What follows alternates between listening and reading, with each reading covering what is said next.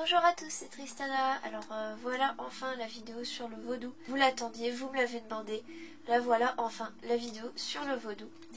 Alors je vais parler de la spiritualité vaudou, mais aussi plus particulièrement des dieux en fait. Je vais pas trop parler de l'aspect historique, même si c'est très intéressant. Voilà, ça demande énormément de recherche en fait de parler vraiment de l'aspect historique, parce que c'est quelque chose qui est très étendu, répandu dans tout le monde entier, et il y a beaucoup d'influences culturelles, etc. Aussi les dieux dont je vais parler, ça va vraiment être limitatif, hein. Je vais vraiment parler plus des dieux du vaudou, entre guillemets hoodoo, c'est-à-dire plus tout ce qui est États-Unis, Louisiane, etc. Je vais revenir là-dessus après. Je vais plus me concentrer sur ces dieux-là qui ont été créés un petit peu tardivement. Voilà, après en fait l'esclavagisme, etc. Et du coup ça a vraiment influencé les divinités. Et elles sont beaucoup plus modernes, hein, d'ailleurs, dans leurs énergies, même dans leurs symboles, etc. Je vais plutôt me concentrer sur ces divinités-là, même si aussi je vais parler de divinités qui sont très anciennes, très ancrées dans la spiritualité vaudou. Mais voilà, je vais vraiment me limiter à quelques dieux comme ça qui m'ont parlé et qui sont emblématiques aussi, les dieux les plus connus. Mais voilà, je ne vais pas parler de toutes les divinités ni tous les esprits, je ne vais pas tout aborder non plus. Donc ça va être assez synthétique. Après je referai peut-être une vidéo à l'avenir s'il y a des choses qui viennent se rajouter, de nouvelles connaissances, etc. Voilà, je referai sûrement une vidéo parce que c'est une spiritualité qui m'intéresse énormément. Et je me sens très proche de cette spiritualité, un petit peu comme la mythologie nordique en fait. Et donc déjà pour commencer, en fait chaque divinité possède un VV. Donc le VV en fait c'est un sigil en fait, c'est comme un sigil. Donc c'est à dire qu'en fait elle possède un symbole qu'il a défini, qu'il a décrit et qui contient aussi toute son énergie, toute sa puissance. Donc par exemple voici le VV de Erzulie d'Antor. Donc voilà, c'est des petits bijoux comme ça, c'est très pratique, hein. Et puis il y a le nom au dos. Donc voilà, alors j'ai plus que celui-là, c'est vraiment dommage, j'aurais bien aimé vous les montrer pour illustrer chaque divinité. Mais voilà, il m'en reste plus qu'un en fait, parce que j'ai tout vendu. Mais je vais en avoir bientôt de nouveaux, et puis aussi d'autres en fait, de dieux dont je vais parler là. J'ai quasiment toutes les dieux dont je vais parler. Déjà voici ma petite couverture. J'avais montré une photo sur Facebook. Et donc voilà, donc c'est un petit peu ma manière dont je perçois les dieux en fait. Et c'est vraiment très, comment dire, très sympa quoi. C'est pas des dieux qui nous paraissent lointains en fait, c'est vraiment des dieux qui paraissent très abordables. Donc c'est ça que j'aime beaucoup aussi. Ah aussi je voulais revenir un petit peu sur quelque chose. Je vais pas non plus trop m'étendre dessus, mais voilà, faut bien comprendre, parce que j'ai eu un commentaire sur Facebook, que le vaudou ça n'est pas forcément quelque chose de négatif, quelque chose de mal, ça n'est pas associé à la magie noire, pas du tout, hein. C'est vraiment un raccourci totalement erroné de dire ça. C'est avant tout une spiritualité, hein, comme toutes les spiritualités du monde. Je pense pas qu'on puisse dire que c'est bien ou mal. Alors après c'est vrai que pour ceux qui sont manichéens, c'est-à-dire Dieu, le diable, etc., ceux qui sont là-dedans, c'est sûr que c'est un petit peu chamboulant, parce qu'il y a beaucoup de choses qui sont floues, c'est-à-dire que le bien et le mal n'est pas clairement défini. Donc voilà, c'est vrai qu'il y a ça. Mais voilà, il faut aussi avoir une certaine ouverture d'esprit quand même, et puis ne pas forcément se fermer à ça juste parce que la croyance populaire dit par exemple que les poupées vaudou c'est mal, etc., c'est forcément mal, alors que pas du tout, hein. D'ailleurs les poupées vaudou peuvent très bien être utilisées pour faire le bien. Et puis d'ailleurs ces poupées vaudou c'est un peu un abus de langage en fait, c'est-à-dire que c'est simplement un terme utilisé pour parler des Dajides. Et puis c'est quelque chose qui se retrouve vraiment dans toutes les spiritualités. Enfin voilà, je voulais juste faire ça parce que bon, j'ai quand même reçu un commentaire et je me suis dit que ça pouvait quand même être bien de remettre un petit peu les pendules à l'heure. C'est voilà, il n'y a pas de bien ou de mal, c'est juste une spiritualité. Voilà, c'est pas quelque chose qu'on peut définir comme étant bien ou mal, comme beaucoup de spiritualités d'ailleurs. Je vais laisser un peu la lumière et puis je vais vous montrer un petit peu, voilà, donc un petit peu la manière dont je perçois les divinités, ou plutôt les esprits. de cette spiritualité. Voilà. Alors, j'ai commencé par faire une petite introduction. Alors, comme je l'ai dit, le vaudou, c'est une spiritualité qui est très étendue. Elle se retrouve aussi bien aux États-Unis qu'en Amérique du Sud, en Afrique évidemment, et les îles comme la Guyane aussi, ou la Dominique républicaine. Et c'est aussi une spiritualité qui prend diverses formes, c'est-à-dire que dans certaines régions du monde, par exemple, les divinités de l'eau seront beaucoup plus célébrées et mises en valeur parce qu'il y aura un intérêt à les célébrer. Aussi, quelque chose qu'il est important de différencier, c'est les termes hoodoo et voodoo. Hoodoo, en fait, c'est la magie qui utilise la spiritualité vaudou. Et le voodoo, ou vaudou en français, c'est la spiritualité à proprement parler, les dieux, etc. Donc, le vaudou, c'est vraiment avant tout caractérisé par la vénération des morts et d'un dieu. Donc on l'appelle bon Dieu. Donc ça vient de bon Dieu en français en fait. L'orthographe n'est pas la même. Et ça vénère aussi des esprits. Je parle depuis tout à l'heure de divinité et de dieu, mais en fait ce sont des esprits, ce ne sont pas des dieux. Et ce sont des lois, ou lois. Enfin voilà, je vais écrire les différentes orthographes ici, et ça vient du terme loi en français, donc la loi légale quoi, au sens légal. Donc voilà, il y a beaucoup de mots comme ça qui viennent du français. Et c'est ça que je trouve aussi très intéressant dans cette spiritualité, c'est-à-dire qu'on se sent très très proche, parce qu'au final il y a plein de termes qui sont issus du français, les noms des dieux sont français, pour la plupart, hein, et puis c'est un petit peu un mélange en fait. Et je trouvais ça vraiment très intéressant, ça permet vraiment de se sentir proche. Donc il y a eu vraiment, je dirais, une prise de pouvoir en fait de cette religion ou spiritualité, surtout dans la Louisiane, donc c'est une région des États-Unis, avec la Nouvelle-Orléans, la ville de la Nouvelle-Orléans, Marie-Laveau, etc. Donc il y a eu vraiment toute une période comme ça où le vaudou s'est développé aux États-Unis. Et en fait c'est ça finalement qui a fait que c'est aussi connu aujourd'hui, c'est parce qu'en fait c'est très répandu aux États-Unis, c'est très répandu là-bas. Et c'est pour ça que voilà, maintenant aujourd'hui c'est assez courant, assez même dans tout ce qui est la culture, etc., pop culture, etc. Il y a énormément de choses qui sont reprises du vaudou dans les jeux vidéo, etc., les séries. Donc voilà, donc ça a vraiment contribué à son développement. C'est important quand même de préciser que c'est là-bas que ça a vraiment commencé à naître. Même si évidemment l'origine véritable c'est avant tout en Afrique. Je vais vous parler dans cette vidéo des lois. Donc en fait ce sont les esprits principaux du vaudou. On les appelle aussi les mystères ou les invisibles. Donc chacun d'entre eux a sa personnalité, son VV. Donc VV c'est un sigil, hein, comme je l'ai dit. Et leur rituel à proprement parler, un rituel à respecter pour les invoquer. Même si ça c'est plus de l'ordre du folklore, et quand on est seul, on peut aussi tout simplement faire des offrandes. Ils aiment beaucoup les offrandes. Et tous ces esprits-là, ce sont des intermédiaires du bon Dieu dont j'ai parlé, qui est donc une divinité unique, qui vraiment chapeaute toutes les autres, quoi. C'est un petit peu la source de l'énergie, quoi. Et il y a aussi beaucoup de mélange avec les icônes catholiques. Il y a des syncrétismes qui sont faits, c'est-à-dire des associations avec des saints du catholicisme, et souvent des inspirations, comme par exemple Sainte Brigitte et la Vierge Noire. On va voir ça après plus en détail. Donc il y a différentes familles. Donc les principales familles en fait, c'est la famille déjà Rada. Alors les Rada, ce sont des esprits associés à la paix et au côté plutôt froid en fait. Donc c'est plutôt des esprits anciens qui viennent d'Afrique, donc qui ont leur origine en Afrique. Et c'est avant tout les esprits de la morale et des principes.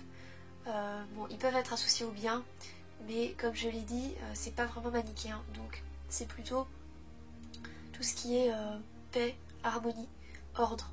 Et ils sont très bienveillants en général. Ensuite, il y a la famille Petro. Donc ça, ça se rapproche plus des démons en fait, c'est-à-dire que ce sont des esprits très fougueux, liés au feu, souvent en colère. Il y a aussi un lien qui est fait avec l'esclavagisme. Souvent dans les symboles, on retrouve des fouets, des choses comme ça. Et aussi, ce sont des esprits qui sont associés à la chaleur. Donc par exemple les symboles c'est souvent la poudre à canon, le fouet et les sifflets stridents. Vraiment les sons stridents quoi. Moi ça me fait un peu penser au dieu Loki dans la mythologie nordique.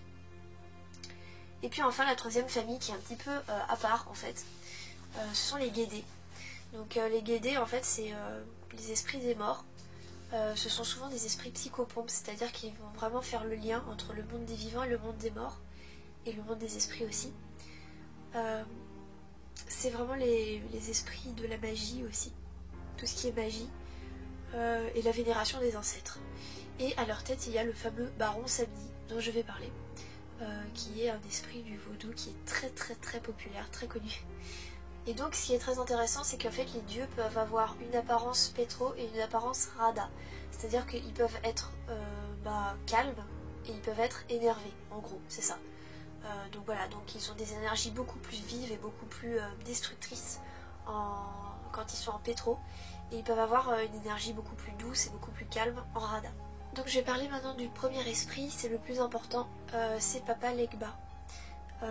Donc voilà, donc c'est le premier esprit dont je vais parler parce que voilà, c'est le plus important. Il fait l'intermédiaire en fait entre les humains et les lois. Donc c'est le loi le plus important. C'est le loi de la communication, de l'éloquence, du discours et de la compréhension. Il se situe au carrefour spirituel et il donne ou non accès aux autres lois. Donc voilà, si vous voulez parler à un loi, il vaut mieux s'adresser à lui avant pour qu'il vous donne la permission de lui parler. Et on dit qu'il parle toutes les langues humaines. Donc son apparence en fait c'est celle d'un vieil homme avec une canne, un chapeau de paille et une pipe. Ses symboles c'est le chien, le rouge et le noir, et le soleil.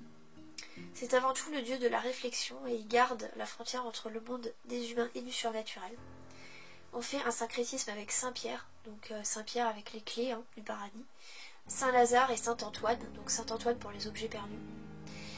On l'appelle aussi Lucero, c'est-à-dire la lumière, l'étoile du matin. Et là, moi j'ai fait un lien avec Lucifer, éventuellement. Il ouvre et ferme les chemins, et c'est un messager tout-puissant des dieux. Donc c'est en ça qu'on l'associe un petit peu aussi à Mercure. Et enfin, voilà, donc là, le côté pétro, à minuit, il devient coléreux et malfaisant, et il devient calfou, dans le rite pétro. Donc calfou, ou maître carrefour, ou maître carrefour, en fait, c'est de là que vient son nom, c'est le carrefour, donc c'est en calfou, phonétiquement. C'est un loi de la lune, il surveille les carrefours, il maîtrise les forces malfaisantes et les esprits nocturnes, et en ça, on l'associe un petit peu à Hécate. C'est le maître des charmes, des sortilèges et de la magie noire. Et au niveau de son apparence, je ne sais pas si c'est quelque chose qui est établi, mais en tout cas, moi, je le vois vraiment avec une apparence de la peau rouge, et rouge et noir en fait, et vraiment une apparence de démon quoi, mais un peu plus démon dans le sens théâtral du terme quoi, c'est pas vraiment, c'est plus un peu du théâtre quoi, c'est un peu du cinéma, c'est pour se donner une apparence de démon, mais en tant que tel, dans ses énergies, ça n'a pas vraiment un démon quoi. Ensuite, je vais vous parler de Erzulie. Alors, Erzulie, il y en a deux, donc Erzulie, je pense qu'on peut voir une petite consonance avec Jolie. Donc Erzulie, il y a Freda, Erzulie Freda dans Rada, en Rada. Donc celle-là, je vais en parler en premier. Donc c'est l'esprit de l'amour en fait. Donc son apparence, c'est celle d'une belle métisse sensuelle, provocatrice, couverte de bijoux et de parfums. Elle entretient des liaisons avec plusieurs dieux. Et là, je vais sûrement... alors, si vous êtes catholique, quittez cette vidéo parce que vous allez être vraiment fâchés. Elle est associée à la fois aux prostituées et aussi à la Vierge Marie. C'est-à-dire qu'en fait, elle prend l'iconographie de la Vierge Marie, c'est-à-dire le voile bleu et blanc, et la couronne d'or avec des cœurs. Mais elle est aussi associée à tout ce qui est luxure et prostitution. Donc ces symboles, c'est le cœur. Le cœur, c'est vraiment son symbole. Donc voilà, c'est très très simple. Déesse de l'amour, son symbole, c'est le cœur. D'ailleurs, dans son VV, on peut voir un cœur. Et les miroirs. Donc concernant les offrandes, ce sont des objets de toilette, bijoux, parfums, liqueurs, des gâteaux, des pâtisseries, des mets raffinés. Elle aime beaucoup les bijoux. C'est un esprit de la beauté, de la luxure, des bijoux et des fleurs. Et elle porte 3 alliances pour ses 3 maris qui sont Dambala, Agwe et Ogun. Donc voilà, j'en parlerai plus tard de ces dieux-là. Donc voilà, elle est très coquette, c'est vraiment la féminité incarnée en fait. Mais elle est aussi jalouse, exigeante et paresseuse. Elle adore séduire et flirter avec les deux genres. Donc elle a différentes facettes. Il y a Erzulie Mansour, qui représente l'instinct maternel et la protection. Et la grand-mère Erzulie. Donc là, c'est la grand-mère, c'est la sagesse, l'amour et la gentillesse. Et on fait un syncrétisme avec Sainte Anne. Donc Sainte Anne, c'est la mère de Marie, donc la Vierge Marie. Donc ça, c'est Erzulie dans son culte Radha. Et ensuite, il y a le culte Petro. Et là, ça va être Erzulie Dantor. Donc Dantor, bon, je vais écrire, j'écris toujours de toute manière.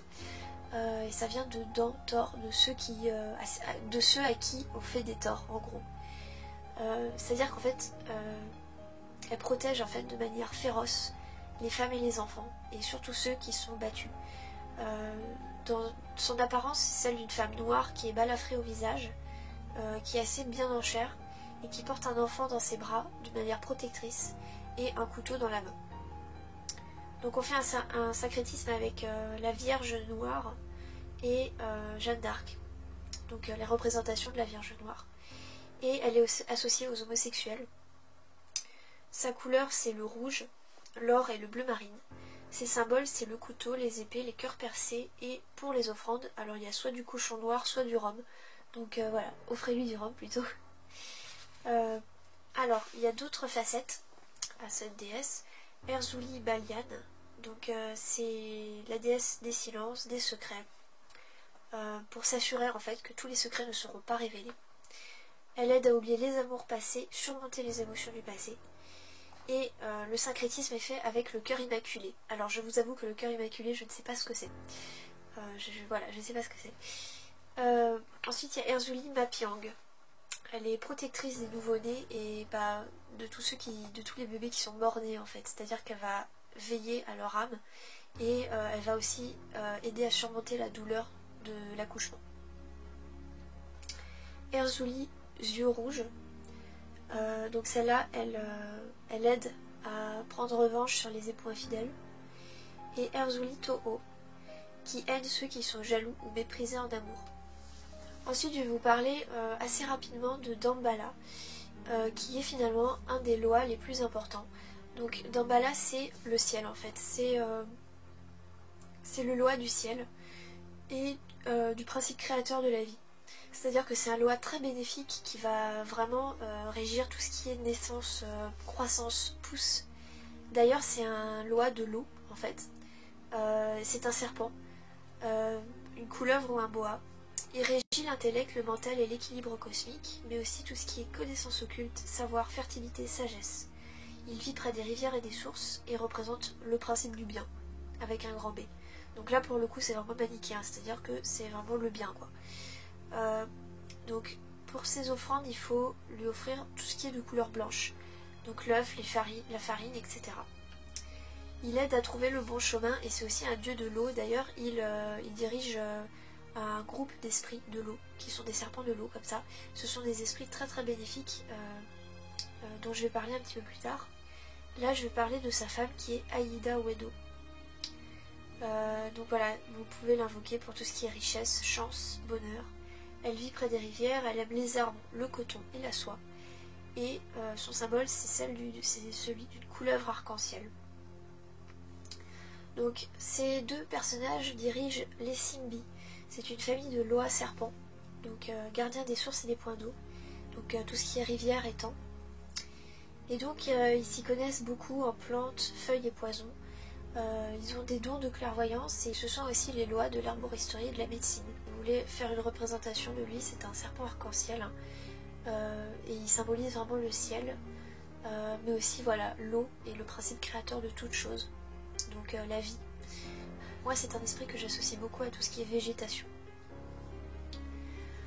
Ensuite, je vais commencer à vous parler des Guédés, la famille des Guédés, donc des psychopompes.